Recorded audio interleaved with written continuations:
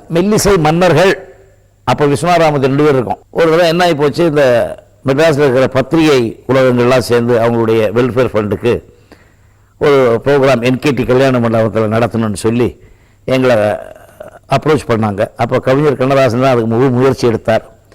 சிவாஜி கணேசன் அவர்கள், சந்திரபாபு, ஜெமினி கணேசன் அவர்கள், சாவித்திரிமா, இன்னும் 4 ஆர்டிஸ்ட்டுகள், சிங்கர்ஸ் எல்லாம் வந்து கிராண்டாக அடுத்த நாள் கச்சேரி நடக்க போகுது. ராத்திரி 12 மணிக்கு எனக்கு ஒரு ஃபோன் வருது. எங்கேருந்து வருது? ராத்திரி 11 மணிக்கு மேலே ஃபோன் வந்தால் என் வீட்டுக்கு கவிஞர் கண்ணதாசனை தவிர வேறு யாரும் ஃபோன் பண்ணறதுக்கு தைரியம் இல்லை, பண்ண மாட்டாங்க. மெல்லிசை மன்னர் இருக்காரா அப்படின்னு நானே ஃபோன் எடுத்தேன். என்ன அது மெல்லிசை மன்னர்? யார் நீங்கள் பேசுறது? வாய்ஸை மாற்றிருக்கார்.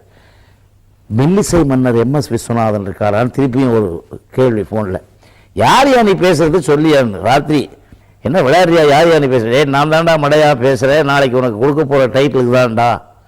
மரியாதையை கெடுத்துக்காதீங்க, இந்த டைட்டில் கீட்டில் எனக்கு வச்சுக்கோங்க, நான் நாளைக்கு கச்சேரிக்கே வரமாட்டேன், இதெல்லாம் முடியாது அப்படி இப்படின்னு சொல்லி திட்டி வச்சுட்டேன். அடுத்த நாள் கச்சேரிக்கு போக மாட்டேன்ட்டேன். ஒரு முக்கியமான ஒரு 4-5 பேரோடு இவர் வந்தார் கவிஞர் காலில் வீட்டுக்கு.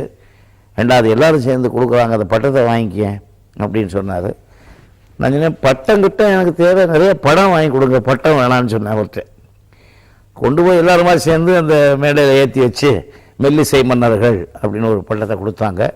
அதுக்கப்புறம் எவ்வளவோ டைட்டில் கொடுத்தாங்க, அது எதையும் போட்டுக்கிறது இல்லை.